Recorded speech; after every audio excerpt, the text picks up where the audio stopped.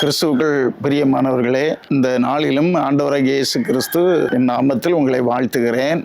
Joy good news தொலைக்காட்சி நிகழ்ச்சியை பார்க்கிற தெய்வ பிள்ளைகளுக்கும், யூடியூப் வழியாக செய்தியை கேட்கிற தேவனுடைய பிள்ளைகளுக்கும் கிறிஸ்துமஸ் புத்தாண்டு நல்வாழ்த்துக்களை நான் தெரிவித்துக் கொள்கிறேன். இயேசு கிறிஸ்துவனுடைய அந்த பிறப்பை குறித்த ஒரு செய்தியை உங்களுக்கு நான் அறிவிக்க வேண்டும் என்று நான் மிகவும் ஆசைப்படுகிறேன்.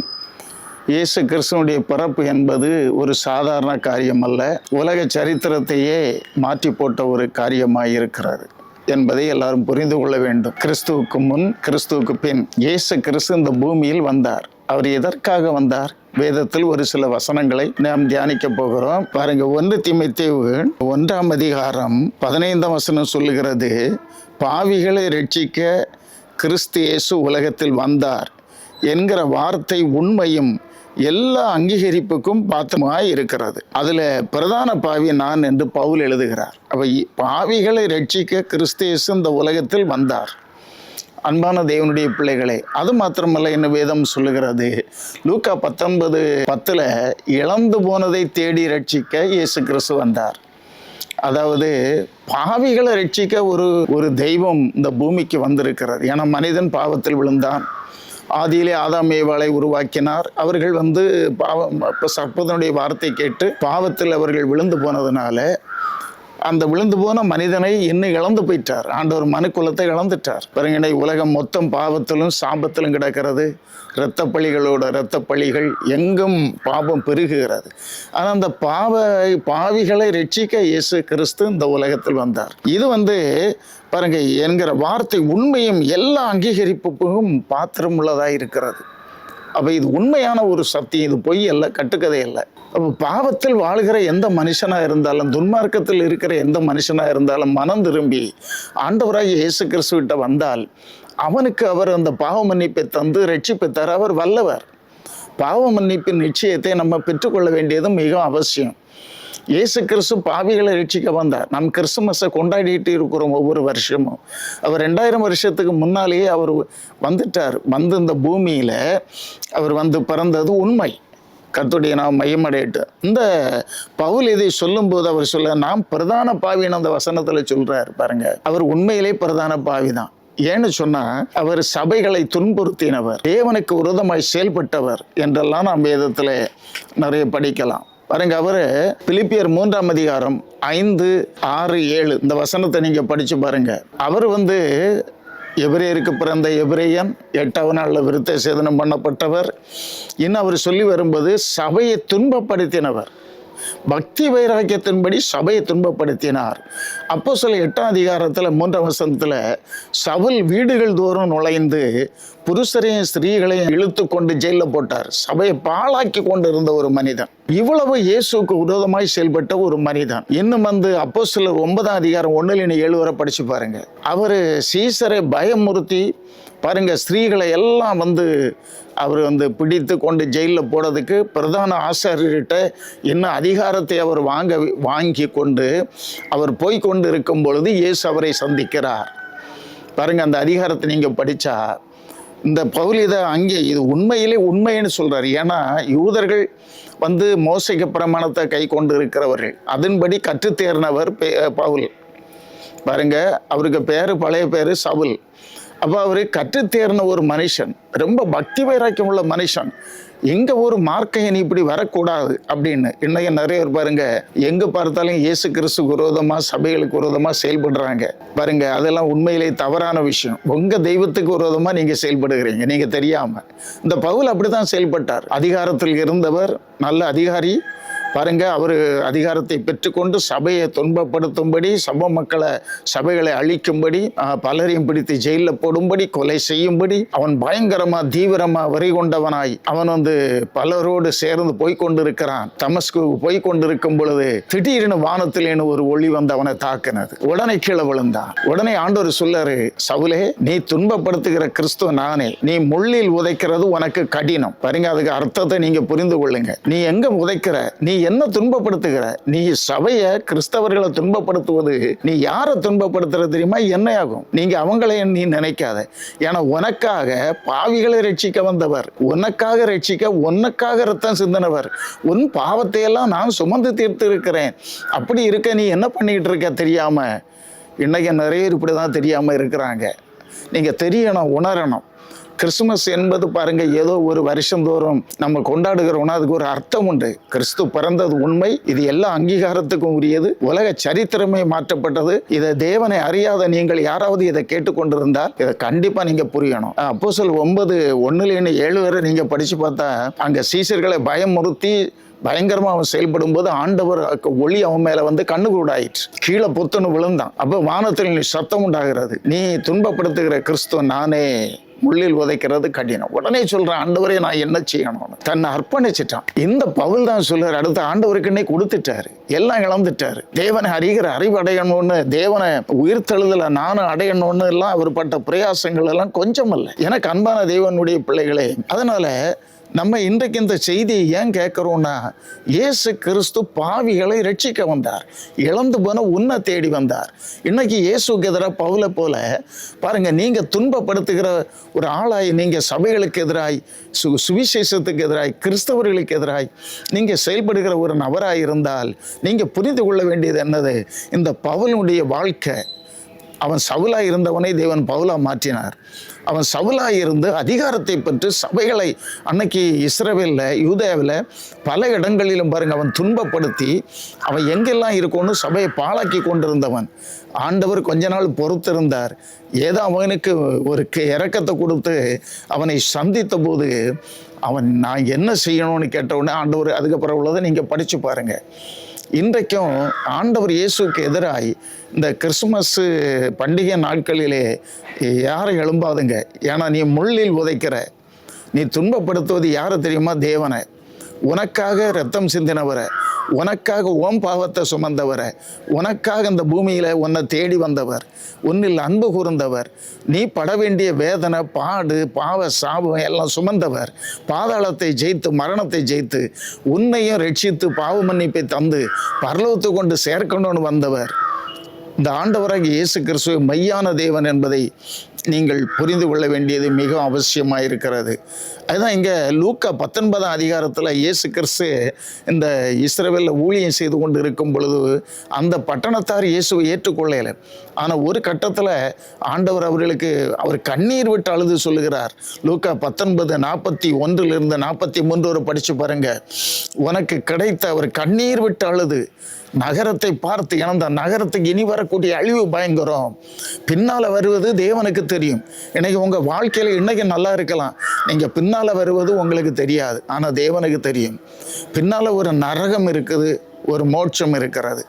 பின்னால் மனுஷன் பாவத்தோடு செத்தா நரகத்துக்கு போயிடுவான். அப்போ நீ பாவத்தை இந்த பூமியில் இருக்கும் பொழுதே அறிக்கையிட்டு பாவ மன்னிப்பு நிச்சயத்தை நீ பெற்றுக்கொள்ளணும். பெற்றுக்கொண்டு கிறிஸ்துவை பற்றி கொண்டால் உனக்கு நித்திய ஜீவன் உண்டு.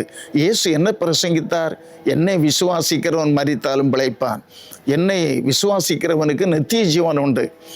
இதுதான், இது மார்க்கம், இது மதம் அல்ல.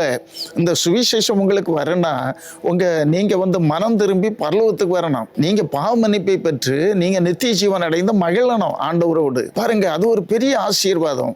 தேவன் உங்களுக்கு வைத்திருக்கிறதா அல்லல் தட்டாதுங்க. பாருங்க, அதை நீங்க எரிச்சல் அடையாதுங்க. நானும் ஒரு காலத்துல இயேசுக்கு பேரை சொன்னாலே எரிச்சல், இயேசுக்கு பேரை சொன்னாலே எனக்கு பிடிக்காது, அருவருப்பு, எவனை என்கிட்ட பேசக்கூடாது.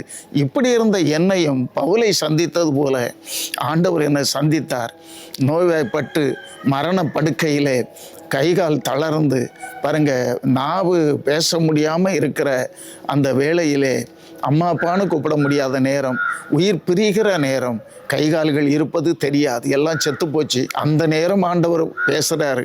பவுலுக்கிட்ட பேசினார் பாருங்க வானத்திலிருந்து, அதே போல் என்னோடு பேசினார். இயேசும ரத்தம் ஜெயம்னு உடனே ஒரு வல்லமை இறங்கினது. செத்து கிடந்த கைகாலெல்லாம் உயிரடைந்தது. பேச முடியாத நான் பேசினேன். அவருக்கு உண்மையிலே இயேசு பாவிகளை ரட்சிக்க வந்தார் என்பதற்கு அது எவ்வளோ அங்கீகாரம் உள்ளது. இன்னைக்கு எவ்வளவு சாட்சிகள். ஆனால் இதை கேட்கும்போது அநேகருக்கு அதை புரிந்து கொள்ளுகிற ஒரு இருதயம் இல்லை. உணர்வு இல்லை. இன்னைக்கும் உங்களுக்கு இந்த கோபம், எரிச்சல் ஆண்டவர் இயேசுக்கு மேலே இருந்தன்னா உன்னை படைத்தவருக்கு விரோதமாக நீ இருக்கிறாய் என்பதை புரிந்து கொள். சகோதரனே, சகோதரியே, நீங்கள் அதை புரிந்து கொள்ளுங்க. ஒரு காலத்தில் நான் அப்படி தான் இருந்தேன். அவருக்கு அன்பை நான் இப்போ உணர்ந்த பிறகு இவரை போல ஒரு தெய்வம் இல்லை, நல்லவர் இல்லை, பெரியவர் இல்லை, வல்லவர் இல்லை என்பதை வேத வசனத்தின் மூலமும் நான் அறிந்து கொண்டேன். எதற்கு இந்த செய்தி உங்களுக்கு வருதுன்னா, அன்பான தேவ ஜனமே, உனக்கு கிடைத்த இந்த நாளிலாவது உன் சமாதானத்துக்கு ஏற்றவைகளை நீ அறிந்திருந்தால் உனக்கு நலமாய் இருக்கும் என்று இயேசு சொல்லி கண்ணீர் விட்டு அழுகிறார். இன்னைக்கும் உன்னை பார்த்து தான் அவர் வேதனையா இருக்கிறார். அவருக்கு எதிராக செயல்படுகிற உன்னை தான் அவர் நேசிக்கிறார். நீ உன் கண்ணு திறக்கப்படணும், நீ உணர்வடையணும், நீ மனம் திரும்பணும். நீ உன்னுடைய ஆண்டவரை தான் நீ வெறுக்கிற. உன்னை ரட்சிக்க வந்தவர் எங்கேயாவது பாவியை ரட்சிக்க ஒருத்தன் வர முடியுமா? ஆனால் ஆண்டவர் இயேசு வந்தார். அதுதான் தெய்வம். ஆண்டவர் இயேசு கிறிஸ்துவ தான் மெய்யான தெய்வன் என்பதை அறிந்து கொண்டேன். இதே பவுல் அதை அறிந்து கொண்டார். அதனால தான் அவர் சொல்லார், இது எவ்வளவு அங்கீகாரம் உள்ளதாக இருக்கிறது. அவர் வாழ்க்கையில் அவருடைய அன்பை அவர் கண்டு கொண்டார். இவ்வளவு எதிரியா, இவ்வளவு அவருக்கு விரோதமாய் செயல்பட்ட என்னை, இந்த பிரதான பாவியாகிய என்னை ரட்சித்தது இந்த ஆண்டவர் தான், இயேசு தான் உலக இரட்சகர், பாவிகளை ரட்சிக்க வந்தவர். இன்னும் பாருங்க, அவர் மாம்சத்தில் வெளிப்பட்டார். நீங்க 1 பேதுரு 2:16 நீங்க படித்தால், தேவன் மாம்சத்தில் வெளிப்பட்டார். பாருங்க, இயேசு கிறிஸ்து மாம்சத்தில் வெளிப்பட்டு வந்தார். நம்ம மாம்சத்தையும் இரத்தத்தையும் உடையவர்களாய் இருக்கிறது போல இயேசு கிறிஸ்து மாம்சத்தில் வெளிப்பட்டார். அதை நம்ம வேதத்தில் படிப்போமானால், எபிரேயர் 2:14 சொல்லுகிறது, பிள்ளைகள் மாம்சத்தையும் இரத்தத்தையும் உடையவர்களாய் இருக்கிறது போல அவரும் மாம்சத்தையும் இரத்தத்தையும் உடையவரானார். பாருங்க, இயேசு கிறிஸ்து பாவிகளை ரட்சிக்க வந்தார், இழந்து போனதை தேடி ரட்சிக்க வந்தார். அதனாலதான் லூக்கா 15:7-10 படிச்சு பாருங்க, மனம் திரும்புகிற ஒரே பாவி நிமித்தம் பரலோகத்தில் தேவதூதர்கள் மத்தியில் சந்தோஷம் இருக்கிறார். எனக்கு அன்பான தேவ பிள்ளைகளே, பாவத்தோடு இருக்கிறாயா? சாபத்தில் கிடக்கிறாயா? குடிக்கிறாயா? வேசித்தனம் பண்ணுகிறாயா? மனம் திரும்பு. நீ மனம் திரும்பி இயேசுவை ஏற்றுக்கொண்டு வரும்பொழுது பரலோகம் சந்தோஷப்படுது. ஏன்னா பாவிகளை ரட்சிக்க தான் இயேசு வந்தார். மாம்சத்தில் அவர் வெளிப்பட்டார். ஏன்னா வேதம் சொல்லுகிறது, பிள்ளைகள் மாம்சத்தையும் இரத்தத்தையும் உடையவர்களாய் இருக்கிறது போல அவரும் மாம்சத்தையும் இரத்தத்தையும் உடையவராய் இந்த பூமியில வந்தார். பிள்ளைகள், படைத்த ஜனம், நம்ம எல்லாரும் தேவனுடைய பிள்ளைகள். அப்ப தேவனே மாம்சத்தில் வெளிப்பட்டிருக்கிறார், வேற யாரும் கிடையாது, தேவன். என வேதம் சொல்லுகிறது, அன்றைய தேவ பக்திக்குரிய ரகசியமானது யாவரும் ஒப்புக்கொள்ளும்படியே மகா மேன்மை உள்ளது. தேவன் மாம்சத்தில் வெளிப்பட்டார், ஆவியிலே நீதி உள்ளவராக காணப்பட்டார். பாருங்க, விளங்கப்பட்டார், தேவதூதர்களால் காணப்பட்டார், புறஜாதிகளிடத்தில் பிரசங்கிக்கப்பட்டார், உலகத்திலே விசுவாசிக்கப்பட்டார், மகிமையிலே ஏற்றுக்கொள்ளப்பட்டார். பாருங்க, தேவனே மாம்சத்தில் வெளிப்பட்டார். கர்த்தருடைய பரிசுத்த நாமம் மகிமைப்படுவதாக. அப்ப தேவனே மாம்சத்தில் வெளிப்பட்டு இந்த பூமியில வந்து இந்த பாவிகளை ரட்சிக்க இயேசு இந்த பூமியில் வந்தார். எனக்கு அன்பான தேவனுடைய பிள்ளைகளே, ஆதியிலே பாருங்க, யோவான் எழுதின சுவிசேஷம் 1ஆம் அதிகாரம், இதை நீங்க படித்தால் 1ஆம் அதிகாரம் 1லேயே சில வசனங்களை படிச்சு பாருங்க. ஆதியிலே வார்த்தை இருந்தது, அந்த வார்த்தை தேவனிடத்தில் இருந்தது, அந்த வார்த்தை தேவனாய் இருந்தது. அப்ப தேவன் மாம்சத்தில் வெளிப்பட்டார், அந்த வார்த்தை தேவனாய் இருந்தது. பாத்தீங்களா? அப்ப பிதாவினிடத்துல வார்த்தை, அது இயேசு தேவகுமாரர். இந்த பூமி எல்லாமே அவருக்காக படைக்கப்பட்டது. ஆதியிலே அவர் தேவனோடு இருந்தார் என்று வேதம் சொல்லுகிறது. உலக தோற்றத்துக்கு முன்னாலேயே ஆதியிலே அவர் அபிஷேகம் பண்ணப்பட்டவர். தேவன் அவருக்கு சாயலே உருவாக்கி வைத்திருக்கிறார். இந்த இயேசுவை கண்டவன் பிதாவை கண்டது போல இனி மனுஷனையும் தேவ சாயல்ல உருவாக்கினாருன்னா அது 1ஆம் அதிகாரத்தில் நம்ம படிக்கிறோம். தம்மை போல அவருடைய சாயல்ல மனிதன் பாவம் செய்த போது தேவ சாயலை இழந்தான். அதனாலதான் இனி பாவியை ரட்சித்து அந்த இழந்து போன சாயலை திரும்ப கொடுக்கணும். இயேசு உயிர் தெழுந்து அவர் அந்த மாம்சத்தை ரத்தத்தையும் விட்டுக்கிட்டு மேல போயிட்டாரு. பாருங்க, தேவ சாயல்ல அவர் பழைய அந்த நிலைமைக்கு போயிட்டாரு. அதே போல நாமும் கூட இந்த இயேசுவை எல்லாரும் ஏற்றுக்கொள்ள, அதுதான் சுவிசேஷம். இந்த கிறிஸ்து பிறப்பு பண்டிகையில நம்ம கொண்டாடி அப்படி இப்படி நடந்துக்கிட்டு என்னெல்லாம் பிறகு குடில வைக்கிறோம், அதை பண்றோம், இதை பண்றோம், என்னெல்லாம் மகிழ்ச்சி அடைய சீரியல் போடுறோம், எல்லாம் இருக்கட்டு, அது வேற. ஆனா கிறிஸ்து இயேசு பாவத்தை விட்டு மனம் திரும்பி இயேசு கூடிய இரத்தத்தால் கழுகப்பட்டு அவருக்கு உன்னை ஒப்பு கொடுத்து நீ மனம் திரும்பி வாழ்வாயானால் பரலோகம் சந்தோஷப்படுது, உனக்கும் தேவ சாயலை அடையலாம் ஒரு நாள். ஆனால் இங்கே வேதம் சொல்லி தேவனாய் இருந்தார், தேவனிடத்தில் இருந்தது, அந்த வார்த்தை தேவனாய் இருந்தது, சகலமும் அவர் மூலமாய் உண்டாயிற்று, உண்டானது ஒன்று அவராலே அல்லாமல் உண்டாகவில்லை. அவருக்குள் ஜீவன் இருந்தது, அந்த ஜீவன் மனுஷருக்கு ஒளியாக இருந்தது, அந்த ஒளி இருளிலே பிரகாசிக்கிறது, இருளானது அதை பற்றி கொள்ளவில்லை. 9ஆம் வசனம், உலகத்தில் வந்து எந்த மனுஷனையும் பிரகாசிப்பிக்கிற மெய்யான ஒளியே அந்த ஒளி. மெய்யான ஒளி, பொய்யான ஒளி இருக்கு, ஆனா மெய்யான ஒளி தான் இயேசு கிறிஸ்து, மெய்யான தேவன் இயேசு கிறிஸ்து. தேவனையே மாம்சத்தில் வெளிப்பட்டார். இனி பாருங்க, கொலோசியரை நம்ம படிச்சோம்னா, அவர் அதரிசனமான தேவனுடைய ரூபமும் சர்வ சிருஷ்டிக்கும் முந்தின பேருமானவர். நான் சொல்ல இல்லையா, சர்வ சிருஷ்டிக்கும் முந்தின பேருமானவர். எதை படைச்சாரோ எல்லாமே முந்தினவர். அவர் தேவனோடு இருந்தார். ஆதியிலே வார்த்தை இருந்தது, அந்த வார்த்தை தேவனிடத்தில் இருந்தது, தேவனாய் இருந்தார். அவர் வெளிச்சமானவர், அவர் பரிசுத்தமானவர். பாருங்க, பிதாவாகிய தேவன் அவருடைய அச்சு அடையாளத்தை அவருக்கு கொடுத்திருந்தார். பாருங்க, அவருக்கு சாயலே உண்டாக்கினார். பாருங்க, அதர்சனமான தேவனுடைய தர்சரூபம். பார்த்தீங்களா, சர்வ தர்சரூபம், தேவனுடைய தர்சரூபம், சர்வ சிருஷ்டிக்கும் முந்தின பேருமானவர். இனி கவனமா கேளுங்க. 16, ஏனென்றால் அவருக்குள் சகலமும் சிருஷ்டிக்கப்பட்டது, பூலோகத்தில் உள்ளவைகளும் பரலோகத்தில் உள்ளவைகளும் பூலோகத்தில் உள்ளவைகளும் ஆகிய காணப்படுகிறவைகளும் காணப்படாதவைகளுமான சகல வஸ்துக்களும், சிங்காசனங்களானாலும் கர்த்தத்துவங்களானாலும் துரைத்தனங்களானாலும் அதிகாரங்களானாலும் சகலமும் அவரை கொண்டும் அவருக்கென்றும் சிருஷ்டிக்கப்பட்டது. பார்த்தீங்களா, அவரை கொண்டும் அவருக்கென்றும் சிருஷ்டிக்கப்பட்டது. மனுஷனாக இருந்தாலும் அதுதான் நமக்கு ஆண்டவர் இயேசு. இயேசுவுக்கென்று தான் நம்மை தேவன் படைத்தார். பாருங்க, இந்த உலகம், கர்த்தத்துவம், துரைத்தனம், அதிகாரம், பரலோகம், பூலோகம் எதுவாக இருந்தாலும் அத்தனையும் இயேசுவுக்கென்று. இனி கீழே படிச்சீங்கன்னா, அவர் எல்லாவற்றுக்கும் முந்தினவர், எல்லாம் அவருக்குள் நிலைத்திருக்கிறது. அவரே சபையாகிய சரீரத்துக்கும் தலையானவர், எல்லாவற்றுக்கும் முதல்வராய் இருக்கும்படி அவரே ஆதியும் மரித்தோரிலிருந்து எழுந்த முதற் பேருமானவர். சகலமும் பரிபூர்ணமும் அவருக்குள் வாசமாயிருக்கவும் அவர் சிலுவையில் சிந்தின இரத்தத்தினாலே சமாதானத்தை உண்டாக்கி பூலோகத்தில் உள்ளவைகள் பரலோகத்தில் உள்ளவைகள் யாவையும் அவர் மூலமாய் தமக்கு ஒப்புரவாக்கி கொள்ள அவருக்கு பிரியமாயிற்று. பார்த்தீங்களா, அவருக்கு இரத்தத்தினாலே பரலோக வாசிகளாய் மாற்றிக்கொள்ள தேவனுக்கு பிரியமாயிற்று. எனக்கு அன்பான தேவனுடைய பிள்ளைகளே, அப்போ தேவனாகிய கர்த்தர் இயேசு கிறிஸ்து ஒருவரே மெய்யான தேவன். என்னுடைய வாழ்க்கையில் அதுதான் நான் சொல்றேன். அந்த அன்பை ருசிச்சதுனால அவருக்கு எதிரியாக இருந்தவன், அவரை விரோதித்தவன். இந்த பவுல அதுதான் சொல்றாரு, பாவிகளை ரட்சிக்க வந்தார். காரணம் என்ன? நாம் பிரதான பாவி, சபையை துன்பப்படுத்தி பாழாக்கி கொலை செய்து இப்படி நடந்த என்னை தேவன் சந்தித்து அந்த ஒளி அவன் மேல வந்தது. 3 நாள் குருடா இருந்தார்.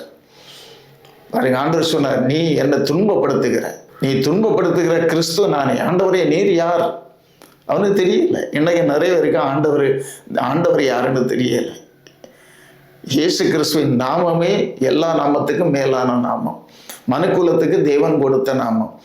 இயேசு கிறிஸ்துவுக்கு என்றுதான் நம்மளை உருவாக்கினார். அதனால பாவத்தில் விழுந்து போன நம்மை ரட்சிக்க குமாரனே அனுப்பினார். அவரே மாம்சத்தில் வெளிப்பட்டு பிள்ளைகள் இரத்தத்தையும் மாம்சத்தை உடையவர்களாய் இருக்கிறது போல அவரும் அப்படியானார். பாருங்க, மரணத்துக்கு அதிகாரியாகிய பிசாசை தமது மரணத்தினாலே அழிக்கும்படி அவரும் வெளிப்பட்டு எல்லாம் ஜெயித்தார். மரணம், பாதாளம் எல்லாம் ஜெயித்தார். இன்னைக்கும் இந்த கிறிஸ்துமஸ் ஒரு அர்த்தமுள்ள ஒரு கிறிஸ்துமஸ். கிறிஸ்து நமக்குள்ளே வரணும், கிறிஸ்து நமக்குள்ளே பிறக்கணும். எப்போ? பாவத்தை அறிக்கையிட்டு மனம் திரும்பி அவரை ஏற்றுக்கொண்டு அறிக்கையிட்டு நம்ம ஸ்நான மூழ்கி எடுக்கும்போது, பரிசுத்தாய் பெறும்போது கிறிஸ்து நமக்குள்ளே வருகிறார். பரிசுத்த ஆவியானவர் நமக்குள்ளே வருகிறார். பழைய பாவ கர்மம் எல்லாம் நம்மளை விட்டு தண்ணீர்ல போட்டுறாரு. புது சிருஷ்டியா மாற்றப்பட்டு பரிசுத்தாவியை பெற்று கிறிஸ்துவுக்குள்ளே நம்ம வாழும்போது பாருங்க, அடுத்தது நம்ம வாழ்க்கைய நம்ம வித்தியாசமா கிறிஸ்துவுக்கு ஏற்றபடி வசனத்தின்படி நம்ம வாழ்ந்து மாக்கப்பட்ட நாம் இன்னும் பரிசுத்தம் அடையும் போது ஒரு நாளிலே இழந்து போன சாயலை நாம் பெற்றுக்கொள்ள போகிறோம். இயேசு கிறிஸ்து வரும்பொழுது பாருங்க, மண்ணான சாயலா இருக்கிற நாம் தேவ சாயலை அடைவோம். இயேசு கிறிஸ்து இந்த மண்ணான சாயலை அடைந்துதான் மரித்து உயிரோடு எழுந்தார். பாருங்க, இவ்வளவு பெரிய தியாகத்தை, இவ்வளவு பெரிய காரியத்தையும் தேவன் மனுக்குலத்துக்கு வைத்திருக்கிறார். எனக்கு அன்பான தேவனுடைய பிள்ளைகளே, இந்த வார்த்தை கேட்கிற நீங்க பாவிகளை ரட்சிக்க வந்தார். பாவிகளை அழிக்கத்தான் தெய்வங்கள் வந்திருக்கிறது. இந்த நம்ம அவதாரங்களை பார்க்கிறோம். ஆனா அதெல்லாம் தேவன் அல்ல. பாருங்க, அவர்கள் தேவன் அல்ல. தேவனே மாம்சத்தில் வெளிப்பட்டார். நான் உங்களுக்கு சொன்னேன் பாருங்க, எல்லா சிருஷ்டிக்கும் முந்தின பேருமானவர். ஏன்னா நீங்க எபிரேயர்ல ஒரு வசனத்தை நம்ம படித்து நான் முடிக்க போகிறேன்.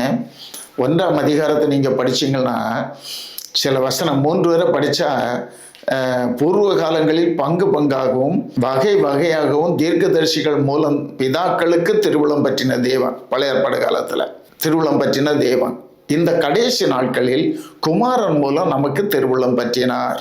இவரை சர்வத்துக்கும் சுதந்திரவாளியாக நியமித்தார். இவரை கொண்டு உலகங்களை உண்டாக்கினார். நல்லா புரிஞ்சுக்கிடுங்க. நம்ம சொல்லுவோம் அந்த தெய்வம் உண்டாக்கிச்சு, இந்த தெய்வம் கிடையாது.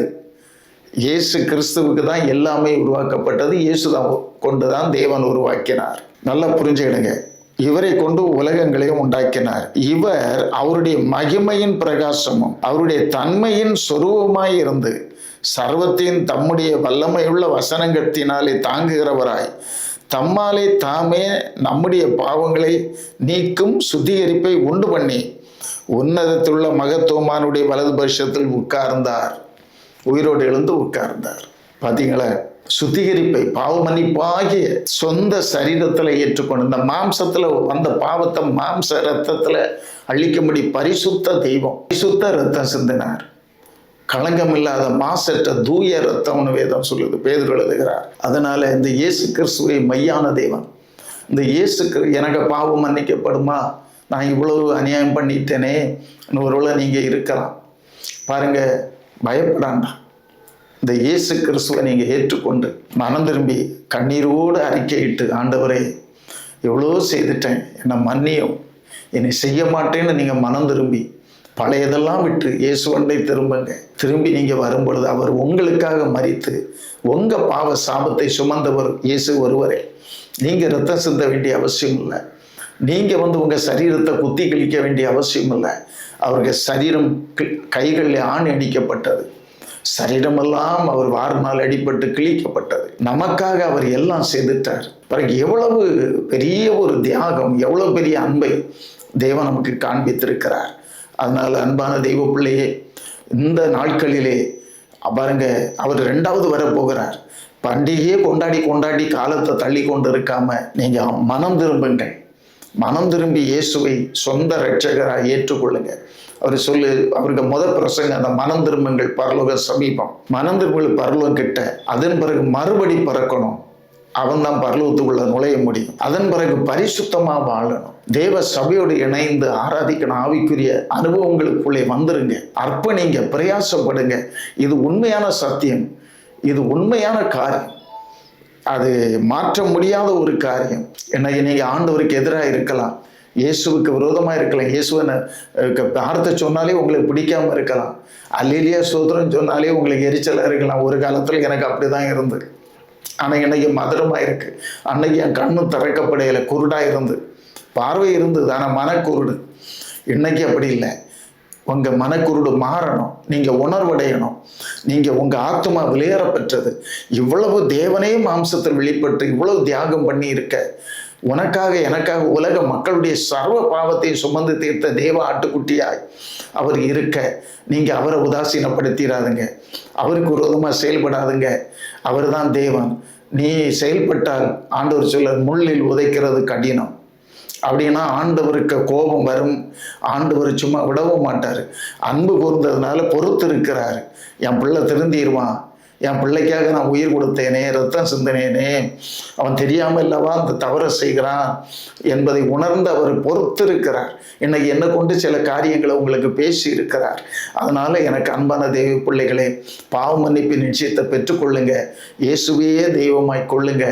அவர்தான் நமக்கு தேவன் கொடுத்த சொத்து, சுதந்திரம், பெரிய ஈவு, ஆசீர்வாதம். அதை புரிந்து கொண்டு அவரை பின்பற்றுங்க. தேவன் தாமே உங்களை இந்த நாட்களிலே ஆசீர்வதிப்பாராக. ஆமென். நாம் ஜெபம் பண்ணுவோம். பரலோக தந்தையே, இந்த வேளையிலும் இந்த செய்தி கேட்ட மக்களை ஆசீர்வதியும். தேவனே, பாவத்திலும் சாபத்திலும் கிடக்கிற மக்களை ரட்சிக்க வந்தீர். அது மாத்திரமல்ல, எல்லாருடைய பாவத்தை நீங்கள் சுமந்து தீர்த்தீர். இந்த கிறிஸ்துமஸ் பண்டிகை நாட்களிலே ஆண்டவரே, உம்மை கொண்டாடுகிற அந்த நாட்களிலே ஜனங்கள் பாவத்தை விட்டு மனம் திரும்பி ஆண்டவரை உமக்கு எதிரானவர்களும் மண்டை வரும்படியாக ஆவியானவர் கிரியை செய்வீராக. உங்கள் கையில் கொடுக்குறேன். ஒரு அற்புதங்கள் நடக்கட்டும். வியாதிகள், வேதனைகள், துன்பங்கள், போராட்டங்களை நீக்கி போடும். அதிசயங்களை செய்யும். துதிகன மையம் எல்லாம் இயேசுவின் நாமத்தில் வேண்டுகிறேன் ஜீவனுள்ள நல்ல பிதாவே. ஆமென். ஆமென். ஆமென். God bless you. ஆமென்.